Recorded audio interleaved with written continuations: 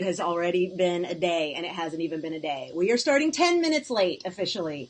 Woo! Okay, guys, that was interesting. Let me have some bone broth, see if that helps fix my brain. Tech issues aside, what an interesting misfire. And of course, my baby computer, her name is the new girl. New girl, I love you. You're safe. Even though you have to go to the spa after this broadcast, you're irreplaceable. Even if we have to replace you, you are safe. I'm realizing I have to treat my technology like I treat my car, which is also technology. You know, these are my babies. These are my babies, and these things need a lot of love. So anyway, we are back up and running. Yes, Melissa, it is fast because my husband is a tech genius. And one of the reasons we don't have to often go to visit the geniuses of Apple is because he is an IT god, and not just for Apple's, not for Macs, not just for Macs, also PCs. He's worked in high-level tech in some very major corporations for many years before he quit all of that and came to join the circus with me here in Hollywood. So hi, everybody, and thank you for your patience. I don't yet see comments from Periscope or YouTube, but hopefully those will show up soon so that I know y'all are all present and accounted for. Meantime, over here at Instagram Live, if you want to participate in the comments, come on over to either Facebook, Periscope, or YouTube for live commenting, because I can't track this screen, but I am tracking the comments of those other places right here during the live. And if you're watching in replay, the place we're keeping the comments open ongoing is the Facebook page. So please come on over there. Excellent. Pujadas in the house. Hello, gorgeous. And there we go. Jennifer reporting in from YouTube. So we got Periscope, we got YouTube, we got Instagram, we got Facebook. We're here. Bonnie Gillespie, author of Self-Management for Actors. We are celebrating 20 years of advice for actors, self-management for actors style, through SMF May. We're taking the acronym Self-Management for Actors, SMFA, and calling it SMF May because we're celebrating the whole month of May, 20 free live stream trainings. This one is number 10. Oh my gosh. At this point, halfway point.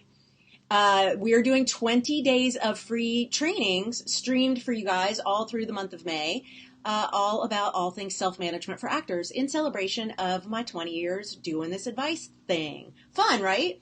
So, of course, a lot of you are already registered to join us for the 100-day program, getting gear for the next tier with our live session coming up June 1st through September 8th. Which means the registration closes on May 31st. That's an important deadline, even if you're like, I don't really care about the live round. Keep that in mind because we close registration because we can't have anyone entering while we're doing the live round because then people are getting messages about different days and we need everybody on the same page as we go through the live round together for SMFA Summer School. And so, of course, I welcome all of you beautiful people who are about to join us and those of you who've already done the 100 days and you're about to do another round with us. Fantastic. If you're mentoring someone, make sure that you two are buddying up and supporting each other in how to be the most successful that you can be with this amazing life-changing 100-day program. And of course, we will continue to do live Q&As throughout the summer program, and you'll have a daily dose of the badassery of self-management for actors through the program. So congratulations and welcome. And of course, anybody who has questions about how to join in, let me know. We can do that while we're here as well. Today's topic is your web presence.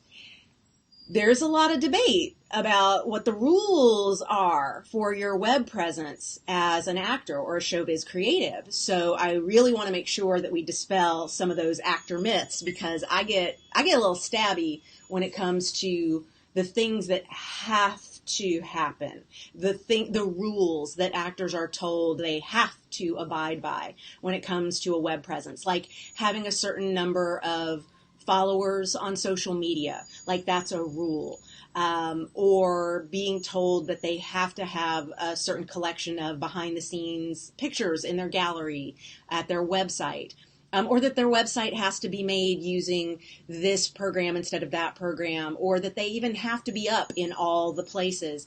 And y'all, the truth of it is, you gotta be Googleable.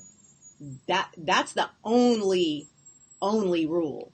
When it comes down to it, if I, as a buyer, want to find you and I Google you and land on you, we're good. As long as I can track you down from there, if it's, if I Google you and I land on your IMDb page and you have your contact information there, we're good. Hopefully you have your photo up, your headshot up, or a still from the set, or depending on your brand, maybe it's you on the step and repeat. A red carpet photo is your primary photo up at IMDb. It depends. Everybody's got a different brand statement that they're working. And of course, you should align your images at IMDb or anywhere else online with your brand. If I Google you and land on your Actors Access profile, that's fine. If I Google you and land on your own personal website, that's fine. And of course, having your own website is a 24/7 brand manager, so it's not a horrible idea. But it's a horrible idea if you do it badly. And so I would much rather you have no web presence at all when it comes to your own website, and let the good people at IMDb or Actors Access or whatever social media place you have a really established brand do the heavy lifting for you than some craptastic version of a website. That said, your website probably doesn't have to be all the things that you've heard it needs to be. And that's part of why I want to do a little myth busting today, because I know a lot of people have been told you have to have a certain number of followers, you have to have a certain kind of this or that. And the truth of it is, I just got to be able to find you. As a buyer, I need to be able to search you out and learn things about you. On that, I was casting a pilot a few years back, and the director and I were in pre-reads. She was someone who absolutely wanted to be a part of this from the beginning. So she actually came in to pre-reads, which a lot of directors, producers, showrunners won't do for pilots. They will wait until we're farther along in the casting process and filtering down. But this was one where she wanted to be a part of the whole process, which was great. I love that. I tend to work with people who like to be hands-on throughout the whole process, which is part of what I love about the people that I love working with. And there was someone we were crazy about during pre-reads, that between pre-reads and callbacks, she, the director, went and Googled everybody that she was interested in for the lead of this series, just to kind of see what was out there, see what kinds of information might be out on the web, what kind of web presence existed for each of these people. And one of the front runners had, as a part of her website, a blog, which a lot of us do. And one of her blog posts was about a really bad experience she had had on a set. And honey, we've all had them. We've all had them. We have all had those, oh my God, can you believe the horrors level experiences on a set at some point in time. Like that, we've all been there. And in her particular situation, she had gone into great detail about each of the people on the set that were causing stress and problems. And so as she was listing off the names of people that she had been working with on this project and what she thought of each of them, my director / producer of this pilot started going, oh my God, because you can't know what someone who likes to tell all might want to say about working with you. And so the director had this moment of, even if I think I've provided the perfect set, even if I feel like she would never have anything to complain about, even if I am certain that as a filmmaker, I would never put her in an environment where she would need to write a blog post bitching about my set, there's a part of me that has to realize the potential is there, that this person might want to rant about something that happened on one of my sets. And then that's in my Google life, because she names names. And so when she came back for the second day of pre-reads, she said, you can take so-and-so's name off the list. Just like that. Took her name off the list for callbacks because of the potential for there being something put out on the internet about her work experience with our project. And of course, had that actor been one of my clients, I would have said, we need to have a talk about what it is that you're putting out online and the pros and cons of the way you're choosing to name names. Now, of course, you look at this and go, if it was a shitty set, she had every right to rant. And of course she did. She had every right to vent. Of course she did. When she started naming names, there's going to be a chilling effect. there's going to be someone who looks at that and says, yeah, I don't know, that's iffy. And because we are looking for reasons to thin the numbers, because we are looking for reasons to exclude people from the mix, because we are specifically looking for ways to get down to fewer and fewer choices, anything that you hand us that looks like a no, we'll take it. So your work as an artist is to don't be the one handing us the no. Let us come up with a no. Like if you're not going to be the one who gets cast, let us decide you're not going to get cast for something that we're deciding it's not a good fit. If you hand us the no, we'll use it. And so this is where we get into that territory of stoppers, which I know we talked about a week ago, a little over a week ago. Stoppers, are the things that get used as reasons you weren't cast, and then those things get in your head. And if you get into a space in your head where you're like, oh my God, I got told I didn't get cast because I have so few followers on social media, you may then decide you need to buy a course in how to increase your social media following, or you need to buy fans or robots or followers or whatever the situation is, because you were told no, and the reason you were given was a stopper, which was something you could not talk us out of. You may then convince yourself that that means there's a problem you need to fix. And what I'm here to tell you, as far as web presence is concerned, there are very few things that you actually need to run around and fix. The issue of, are you naming names about people that you've worked with on sets and saying anything that could be seen as unflattering or that could in the future cost them work? Yeah, that's very real. It's, of course, part of the reason that so many scandals can exist for so long in showbiz, because so many people are incredibly quiet about the things that we all know are happening all the time. Everyone who has ever worked with me can tell you about the time in whatever class that they took with me that I said what I said about Kevin Spacey starting 20 years ago. And when people are like, oh no, I'm like, oh, just be careful. If you like to say type-wise, I'm the cross between this actor and Kevin Spacey, you might want to use a different name. And, does that mean I did something wrong because I wasn't writing a tell-all from the very first moment that I became aware that there's some shady shit going on?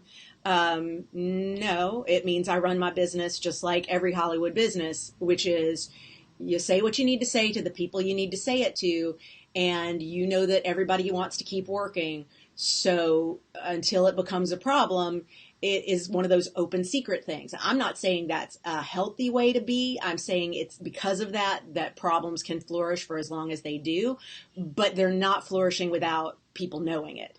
Because people who know. And if you listen and hear people telling you, hey, watch out for that, like the information is out there. There's nothing that's like truly groundbreaking, shocking. Oh my God, this is totally new information. I had no idea that was happening. Like it's just nobody's surprised.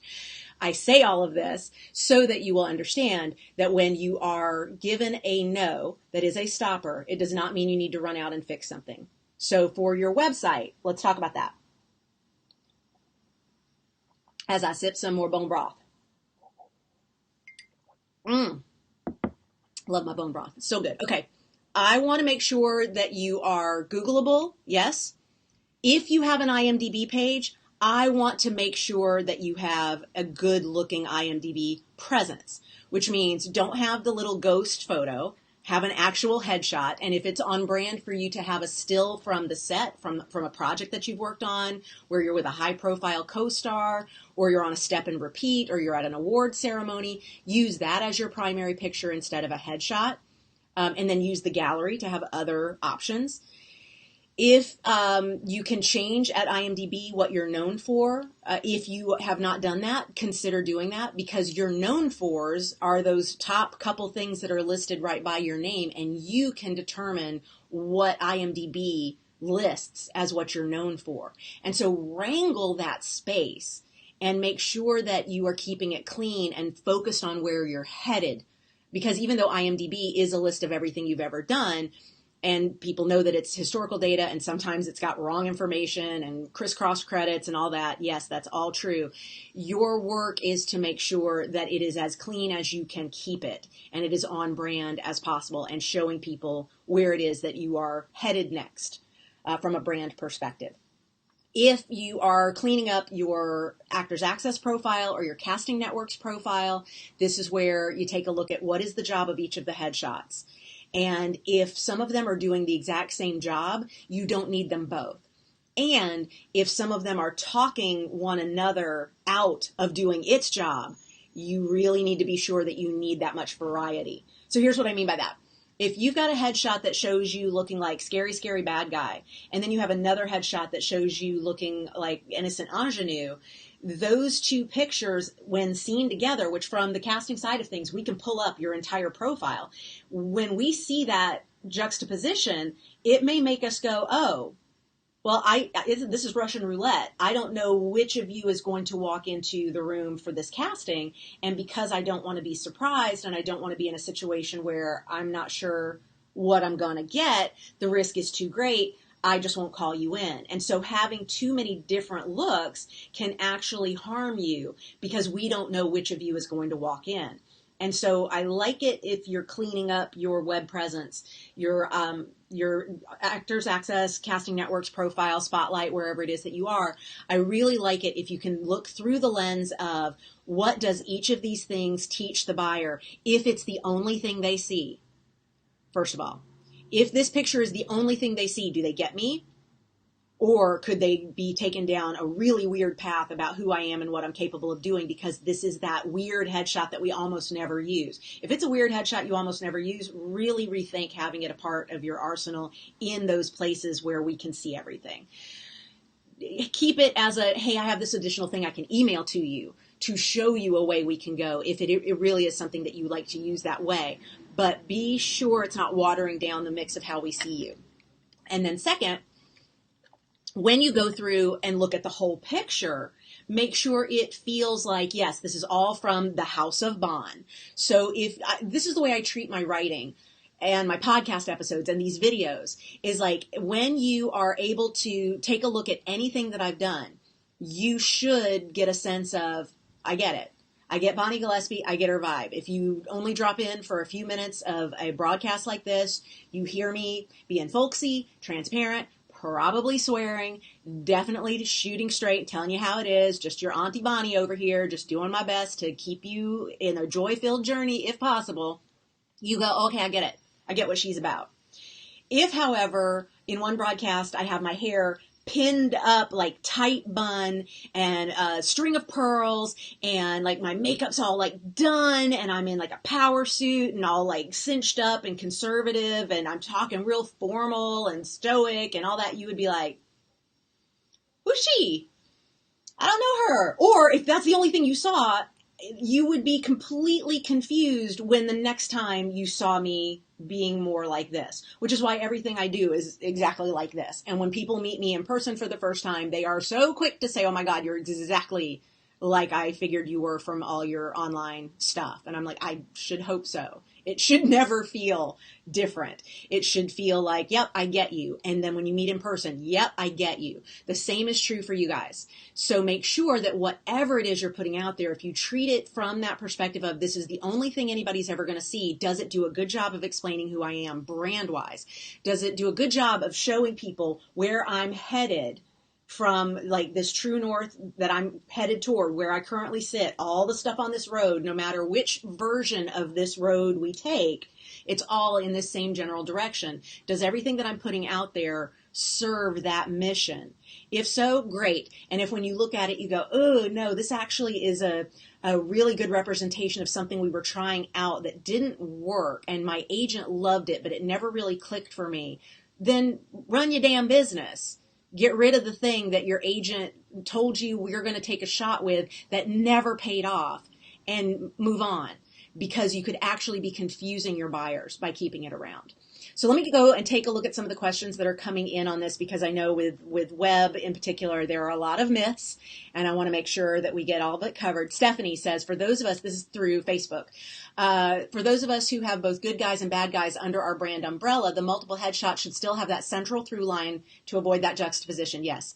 Stephanie, you have it exactly right. So go back to the brand day in which we talked, which was day 3 of the broadcast. We talked about the brand umbrella, and all the types you can play live under that brand umbrella. But that connective tissue is there no matter what. So when you tune in for a Bonnie broadcast, you know what you're going to get. You know that it's going to be shot from usually my office, but possibly anywhere else that I might happen to be, because I got this, laptop that's trying not to die, and I take her wherever I need to go and get the stuff shot. And it's not going to be on a set. It's not going to be with a produced backdrop. It's not going to be with me in full hair and makeup. It's not going to be with me in any kind of costuming. Like, what you are going to get from the Bonnie brand, no matter what I'm talking about. Those are my types under the brand umbrella. No matter what topic I'm covering, you're going to get that Bonnie thing, right? So the same should be true for you. And if I land on this headshot versus that headshot, they should not talk me out of understanding the overarching brand. And that's why I always caution people to not chase headshots that are types, because you run the risk of picking things that are too extreme. And if instead we pick headshots that are all about selling the brand and then just showing flavors of what we can do, we get very clear on the power of branding. Because if we take a look at people who are the most successful, people who've been at this the longest, the people who have the working steady careers of everyone's dreams, they have one headshot. They don't have 10 headshots. They usually don't even have 3. They got 1, maybe 2. Because obviously when we see it, we're like, I know, I get you, body of work. And so, yes, you don't have that advantage when you are newer to the buyers. But that advantage is not gotten by throwing a dozen headshots at us. So by trying to show us too much, you actually watered down what it is that we could understand about you. Whereas instead, if you just went straight forward, like, boom, here's my brand. It's like, I get it. I know what we're working with, and I absolutely understand how to cast you. And so then those types fall underneath that brand umbrella. So let's see. Sarah asked at Facebook, solid groundwork before advertising variety. I think I understand what you're asking here, but yes, because if you're focusing on the variety of what you offer people, you are watering down their understanding of your brand. And so if I were to pitch myself as a writer, I would say I use a lot of analogies. I use a lot of stories from my personal life. I love to draw connections between sports and show business because they work really well. And I'm folksy. And I will make up words, and I will change the spelling of existing words, but I have a master's degree in journalism, so I know all the rules that I'm breaking, and I often do them in very clever and layered ways that the most intelligent people can read what I'm writing and understand it on multiple layers and really see the cleverness behind some of what I've written. And those who are just at the beginning of their journey in reading my stuff and don't know what to be looking for with that kind of stuff, they're not thrown by anything that's too clever for people to catch, because the straightforward nature of my writing is very relatable. Pretty good, right? I just off the top of my head rattled that off as how I would describe myself as a writer. Notice I didn't say I write for actors, or I write for showbiz, or I write for enoughness, or I write for small business owners, or I write for people who are struggling with addiction, or nope.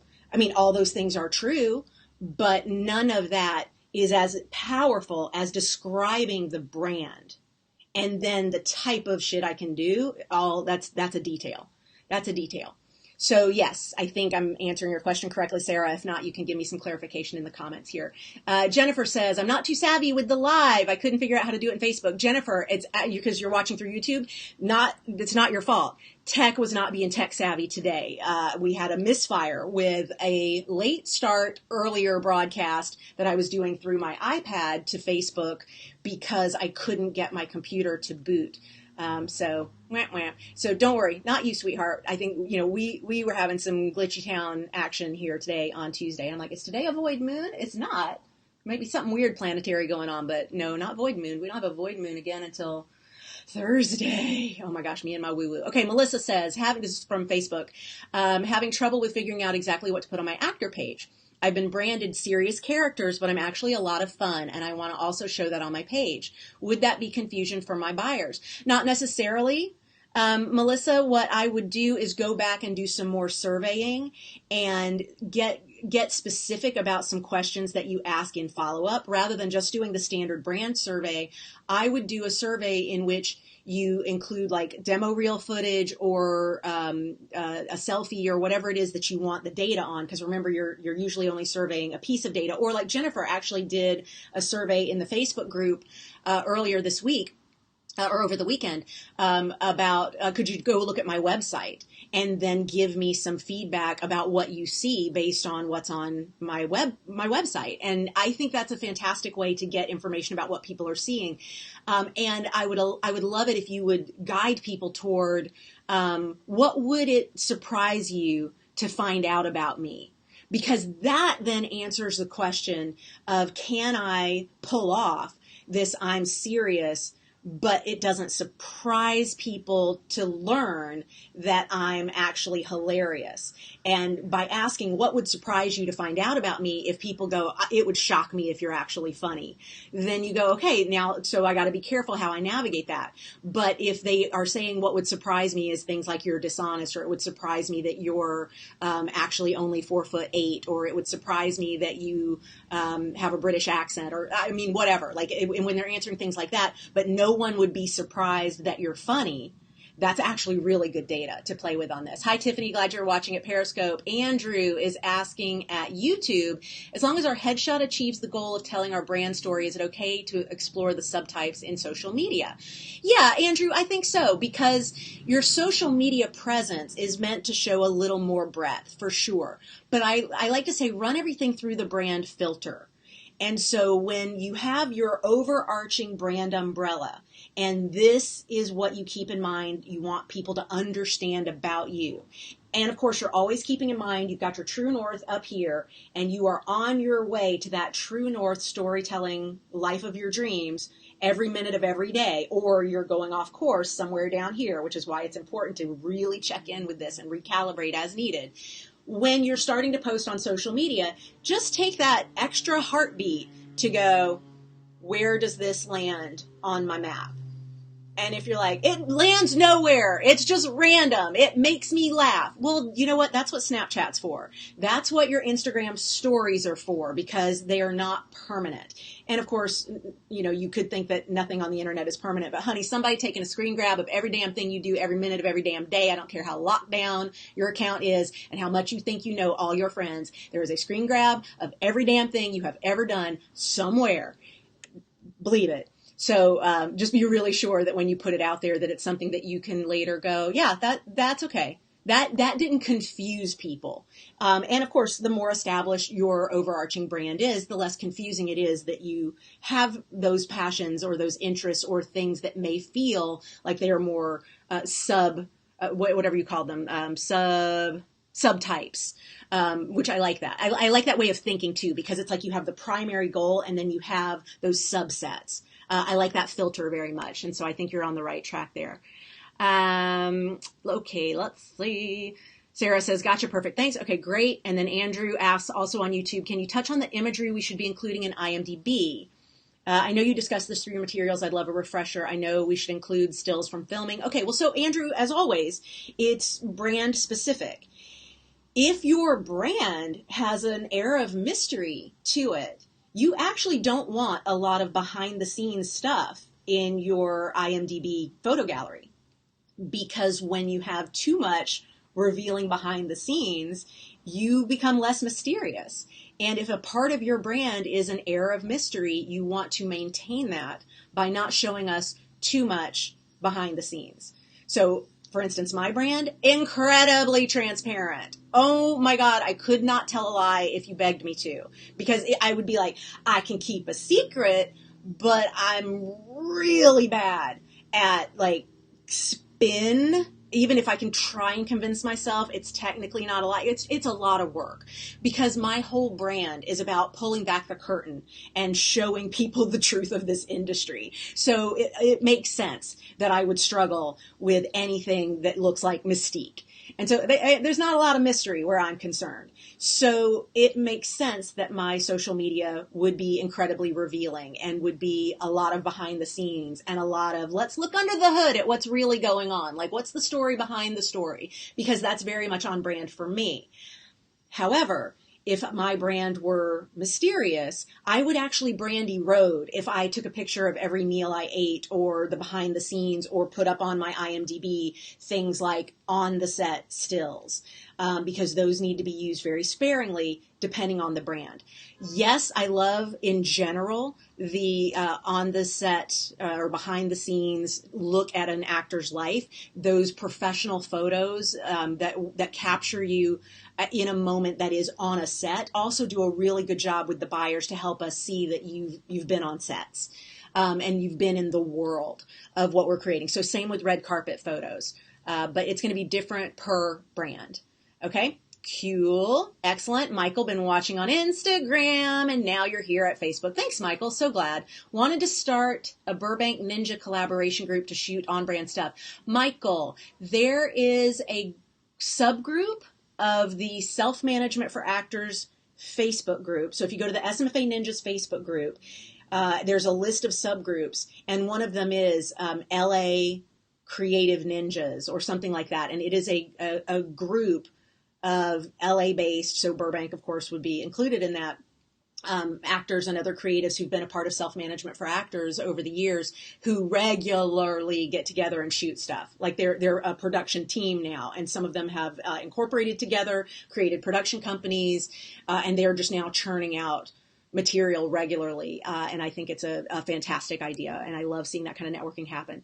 All right, we're almost going to wrap now. Natalie is asking, YouTube just retook the Sally Hogshead test and went from authentic to innovation. How often would you say we need to recalibrate brand? Natalie, what I would do is take a look at both your primary and your secondary, as well as your, what's the one called that's the dormant one? Because my dormant one is Mystique, and this one never changes. Because it would be, that's why I said it's like really tough for me to get into Mystique. So I would pay more attention to that in terms of rebranding, because if this one suddenly sweeps up, then you have a little more work to do. But usually 1 and 2 may change places, but they very rarely are like a sudden shock of something shooting up from the below there. Yeah, the Fascinate Day in the 100 is one of my favorites, for sure. Hope y'all will join us. Yes, those of you who are going to be playing with us in the dojo this summer, make sure you get your welcome kit, get into that pre-day 1 Start Strong page and start in on your homework. Might as well. And we will finish up here. Claire Lopez says, I'm curious if one can brand survey one's social media. Yes, you can do a brand survey on your social media. Yes. I feel like my whole social media, especially Instagram and Facebook, are all driven by my joyful, loyal, giving brand, but unsure how one might survey those multiple platforms for vibe and consistency. You do them one at a time. This is true for all surveys. You survey one tool at a time. That's why you never survey more than one headshot at once. Or if you don't have a headshot, you're only surveying a silent video or a selfie.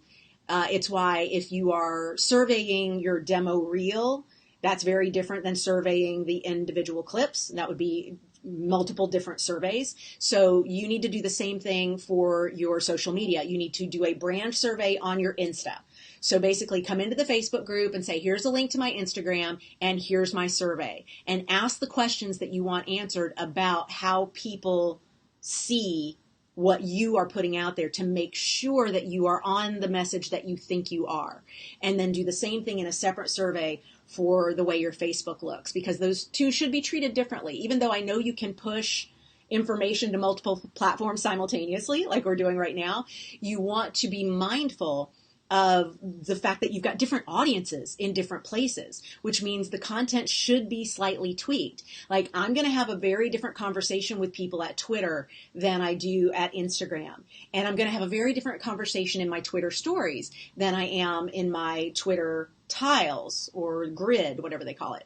And I'm going to have a very different conversation over at YouTube from Facebook and so on. Because those all though live under the same brand umbrella, that is the part that has to be clear for you, is as long as you are staying on brand and on message, those slight tweaks within each social media are absolutely expected. And the audience actually wants that, because the audience at each of these places has different needs and different expectations of the kind of conversation that we're going to have in each of the places. But just remember, these are all tools for you as an artist and as an actor. And so all of these tools need to be used in ways that are mindful and strategic toward telling the story of your brand and the trajectory that you are on toward your true north storytelling dreams. Got all that? Cool. And we actually have a day in the 100, and Claire, since you've experienced it, you can go back there and revisit the day in which I had you each write down a character breakdown for each of the social media spaces. Like if I had to write a character breakdown to describe each of the social media spaces that I use, what words would I use to describe that social media? And then you do a brand analysis for, is there even parity between my brand and a Snapchat brand? And for me, there's not. There's no overlap between the Bonnie Gillespie brand and what happens at Snapchat. Because I'm like, if I'm creating it, that shit is getting saved. It's getting repurposed. It's going up as a podcast episode. It's going up as a YouTube video. It's going up as a blog post. It's going to be a newsletter. It's going to be course material behind a paywall, because this bitch is all about create it once and cut it up and use it all sorts of places. If you've not heard my interview on the What Works podcast, I was interviewed last month. I was interviewed earlier in the year. It ran last month. Go look at the What Works podcast. And my episode is episode 196. And I did a whole thing about content creation and multi-purposing. And believe me, I got a lot of things to say, but I don't need to reinvent the wheel every single time I do it. But I make sure that I am very mindful and strategic about the ways that it gets distributed, because I know each of the platforms has a different breakdown of its own. With that, you beautiful people, thank you for weathering some of the tech glitches that kicked us off here and gave us a little late start. I went a little over, so thank you for hanging in with me. Oh my God, you guys, tomorrow we're going to tackle your log line. What? It takes some people forever to get a log line. Hopefully we're going to simplify that process a great deal tomorrow. So I look forward to meeting you back here. What is our start time tomorrow? At noon Pacific. Earlier start time. So I will see you back here for more SMF May goodness. And of course, those of you who are already in the 100-day program getting ready and prepped for your day one, I am so excited to cheer you on. And of course, am continuing the conversation with you in the dojo. And I will circle back to comments on the Facebook version of this replay to answer any follow-up questions that y'all have about your web presence or anything else. Love you, beautiful people. Thank you for joining me. Till next time, stay ninja. Mwah.